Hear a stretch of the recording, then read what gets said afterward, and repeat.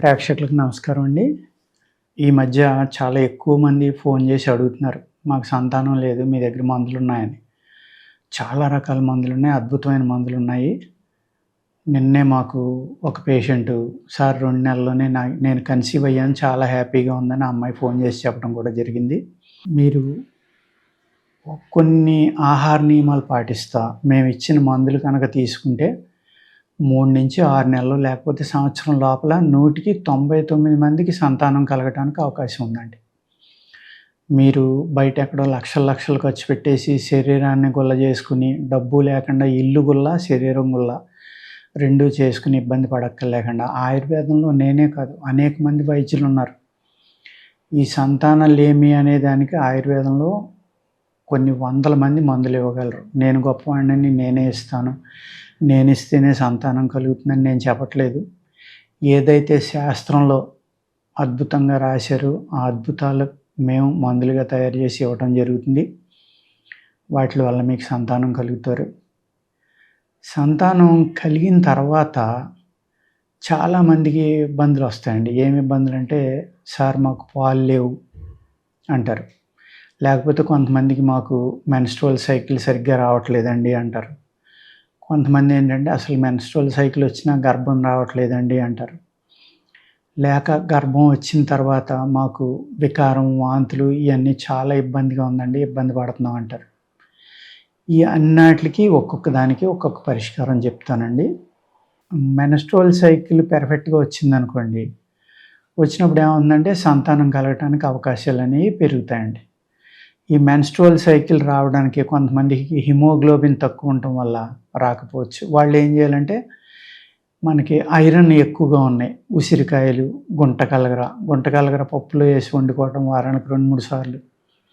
అదేవిధంగా ఉసిరికాయ, పెద్ద ఉసిరి ఉంటుంది కదండి, రాస ఉసిరి అంటాం, అది దాని యొక్క చూర్ణం రోజు, అది మన లోహభస్మం అని దొరుకుతుందండి బయట కిరాణా షాపుల్లో, అదే మన ఆయుర్వేదం షాపుల్లో. 3 వంతులు ఉసిరి పొడం, 1 వంతు లోహభస్మం, ఈ 2 కలిపి బాగా మెత్తగా చూర్ణం చేసుకుని రోజు ఒక పావు తులం కానీ అరతులం కానీ తేనెలో కలుపుకుని నాకుతూ ఉంటే ఉదయం సాయంత్రం మీకు రక్త వృద్ధి అవుతుంది. ఈ హిమోగ్లోబిన్ అనేది ఎప్పుడైతే పెరిగిందో, మీకు రక్తం పెరిగిందో మెన్స్ట్రువల్ సైకిల్ బాగానే వస్తుంది. అప్పుడు కూడా రాలేదనుకోండి, వెదురు చెట్టు ఆకులు, వెదురు ఆకులు ఉంటాయి కదండి, బ్యాంబూ అంటాం కదా, దాని ఆకులు కషాయం తాగితే రోజు పరగడుపున మీకు మెన్స్ట్రువల్ సైకిల్ రావడానికి అవకాశం ఉందండి. అదేవిధంగా నువ్వులు, నల్ల నువ్వులు ఉంటాయి కదండి, అవి కచ్చపచ్చగా కొట్టుకుని వాటి కషాయం అంటే ఒక 20 గ్రాములు ఒక 100 ml వాటర్లో వేసుకుని అది ఒక 30-40 ml అయ్యే వరకు సన్నటి సెగ మీద మరగబెట్టి గుడ్డలో వేసి వడపోసుకుని అది తాగండి గోరువెచ్చగా, ఎర్లీ మార్నింగ్ ఈవినింగ్ కూడా. మెన్స్ట్రువల్ సైకిల్ వచ్చాక మట్టుకి ఇవి తాగొద్దండి. ఆ డేట్కి ముందర ఒక 3-4 రోజులు ఇవి తాగుతూ ఉంటే, అలాగే 3-4 నెలలు కనుక మీరు చేశారనుకోండి, మీకు ఇంక రెగ్యులర్గా మెన్స్ట్రువల్ సైకిల్ అనేది వచ్చేస్తుందండి. అది కూడా రాకపోతే మా దగ్గరికి రండి, మెడిసిన్స్ ఉంటాయి, ఇస్తాం, వస్తుంది. అదేవిధంగా ఈ మెన్స్ట్రువల్ సైకిల్ పర్ఫెక్ట్గా వస్తుంది, ఓకే. నెక్స్ట్ స్టెప్ ఏంటంటే గర్భం దాల్చడం. అంటే మీరు ఈ గర్భం దాల్చడానికి ఏం చేస్తారంటే, అశ్వగంధ, చాలామందికి తెలిసి మూలిక గురించి, అందరికీ ఆల్మోస్ట్ ఆయుర్వేదం గురించి ఏమాత్రం తెలిసినా అశ్వగంధ గురించి తెలుస్తుంది. ఈ అశ్వగంధ తెచ్చుకుని సాధ్యమైతే శుద్ధి చేసుకోండి, లేకపోయినా పర్వాలేదు.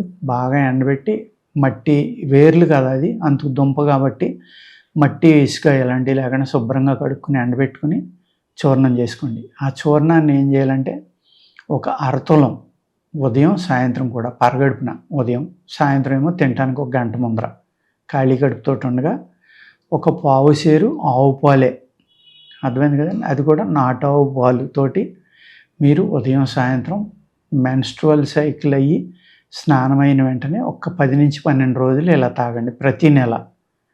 తాగితే మీకు తప్పనిసరిగా కన్సీవ్ అవడానికి, మీరు గర్భం దాల్చి సంతానం కలగటానికి ఒక చక్కని చిట్కా అండి ఇది. వెరీ సింపుల్, మీకు ప్రాబ్లం తగ్గిపోతుంది.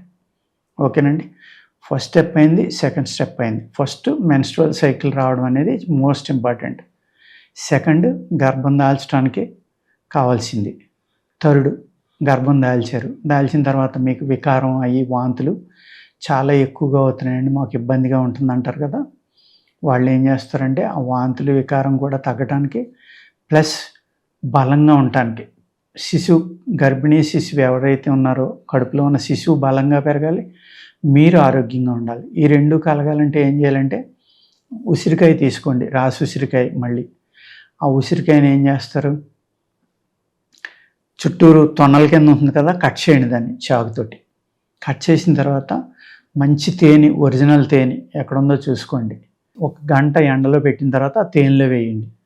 వేస్తే ఆ వాటర్ అనేది కొంచెం తగ్గటం వల్ల, మీరు కట్ చేసాక ఎండలో పెడతారు కదా, ముందర కాదు, కట్ చేసిన తర్వాతే ఎండలో పెట్టాలి.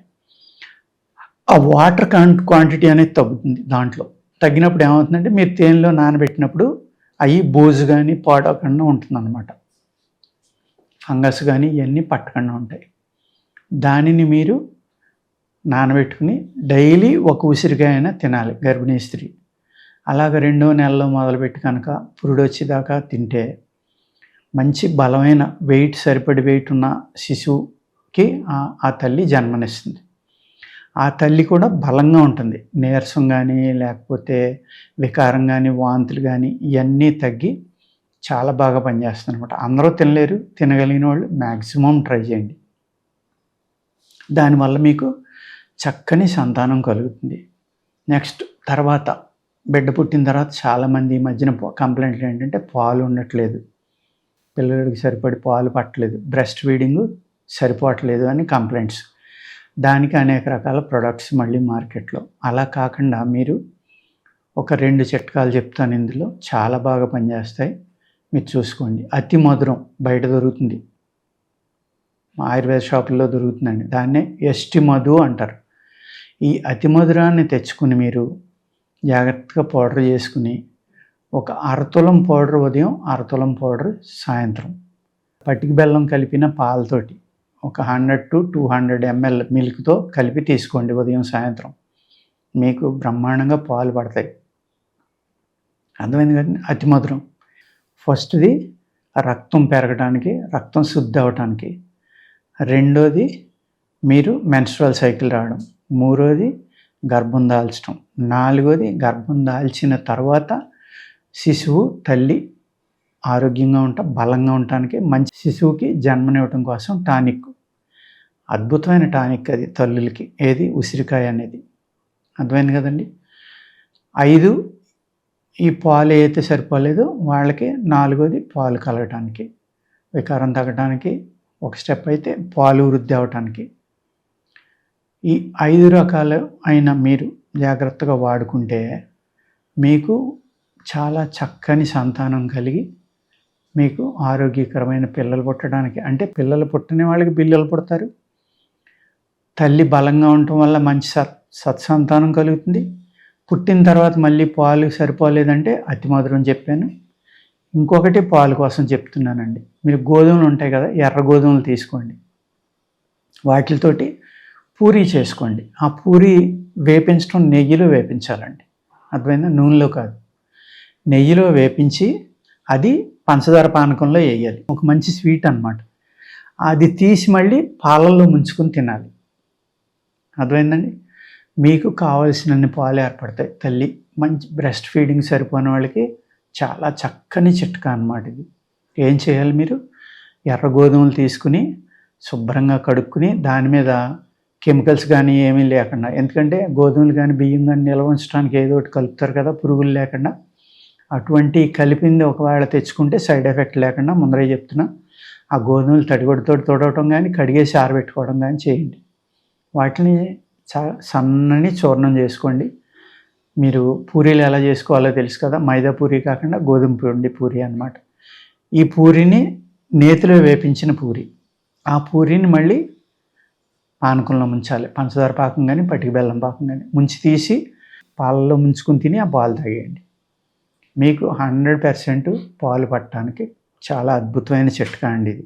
మీకు మోర్ దెన్ 90% పైన అందరికీ పాలు పడతాయి. అర్థమైంది కదండి.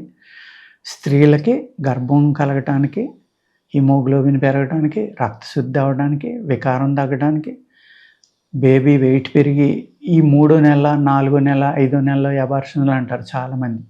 అటువంటివి కలగకుండా ఉండటానికి కూడా ఈ ఉసిరికాయ ఇది గర్భిణీ అమృతం అంటాం మేము ఆయుర్వేదంలో. అది అంత అద్భుతంగా పనిచేస్తుందండి. అర్థమైంది కదండి. ఈ విధంగా మీరు ఆ ప్రాబ్లం నుంచి బయటపడి మంచి ఆరోగ్యకరమైన బిడ్డల్ని కనాలని కోరుకుంటా. నమస్కారం.